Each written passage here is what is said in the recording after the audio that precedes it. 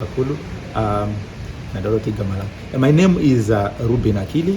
I'm the director with the Combined Harare Association.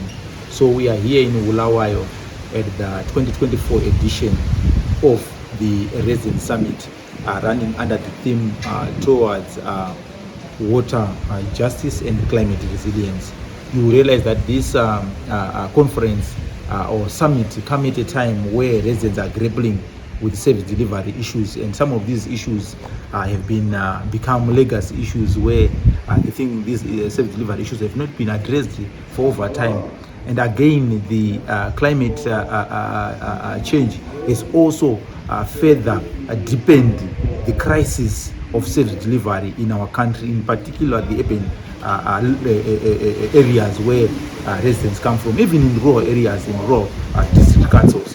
So we are here discussing these issues so that at the end of the day we can be able to come up with a way forward where we can then be able to engage with both central government and even our local authorities, so that at the end of the day we can be able to alleviate the challenges that communities are facing. But again, most of the challenges which our communities are facing is water supply.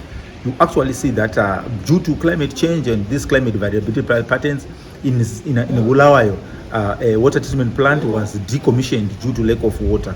Again in Harare, Prince Edward Waterworks was also decommissioned due to lack of water to purify. So those are some of the realities we are facing. But again, what are the mechanisms or the alternatives for residents? You actually see that besides the decommissioning, there have not been plans to say after we decommission a plant which is producing around 80 megaliters contingent plant. So residents, this then depends or worsens the water crisis. And there are now people are getting water from streams, people are getting water from shallow wells, people are getting water from in the periphery of most of these high density suburbs. And again, there's been an increase in terms of demand for water, and people tend to groundwater. Again, if you look at the reports which you have received this year, both the World Bank report and even other reports which have come out, that the groundwater in Zimbabwe has just decreased. In fact, even it's been more of like overexploited. So again, we really need to come up with mechanisms to say how do we then ensure that communities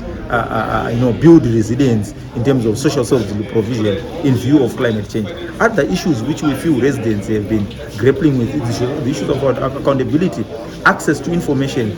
Local authorities have become more of like private companies where residents sometimes they are thrown to the peripheries of local governance. We believe that residents need to be included in the decision-making processes. So again, we realize that in most decisions which are made in most local authorities, residents are sidelined. Today we're just receiving a report where people are now called to then check for tariffs for the 2025 budget for the rural district council. But again, we realize that they were not consulted. The consultation meetings were then cancelled. So those are some of the issues. Residents, they want their voice to be heard. And remember, this is provided for in the Constitution of Zimbabwe. This is provided for even in the circular, which is provided by the Ministry of Local Government, that if there is need for inclusion of residents in decision-making processes. So those are some of the issues we are dealing. But again, the issues of corruption. Corruption has become one of the impediments to social service provision, where even in Harare, for an example, 15 refuse trucks were bought, but they were not delivered. And we keep on asking ourselves to say they were paid, but they were not delivered. And again, the local authorities facing the issues of refuse collection, the issues which have been raised by the Auditor General year in, year out, where the issues of acquittals, where the issues of transparency, where the issues of audits, which have been continuously coming out in the Auditor General's report. So again, those are some of the issues. But we really need to then say, what does it mean for a local authority not to be able to be transparent? What does it mean for a local authority which is not engaging? And you realize that most of the issue is that what we have discovered is corruption, where people try to cover their corrupt tendencies, so that at the end of the day they can be able not to stifle access to information to residents. Even though the Constitution of Zimbabwe provided for the right to access to information, again, as I said before, local authorities continue to operate like private companies where they do not give residents information. But again,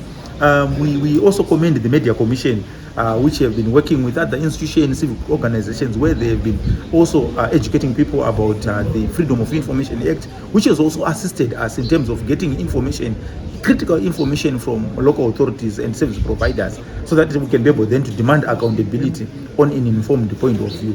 But again, as you are aware, in Harare there is a commission which is being conducted in the inquiry of local governance and the financial issues in the city of Harare. But again, those issues, we have always said, those issues have been legacy issues where the issues have not been addressed over time. And you realize that with the coming on of the commission, residents felt that, or still feel that, probably this will address the issues because these issues have not been resolved. So that's the reason why you see many people have gone to that commission. They view that commission as a platform where their issues will be heard, because over years people would report corruption, people would report their bad governance, but nothing would happen. So people have hope in that commission. But again, as I say, that the issues which the residents are reporting there, they've been there for a long time and resolved. But again, we call upon local authorities to be able to then to be more engaging, to be also inclusive in terms of when they make decisions. So those are some of the issues which I can be able to say. But again, the resident at the moment is suffering from service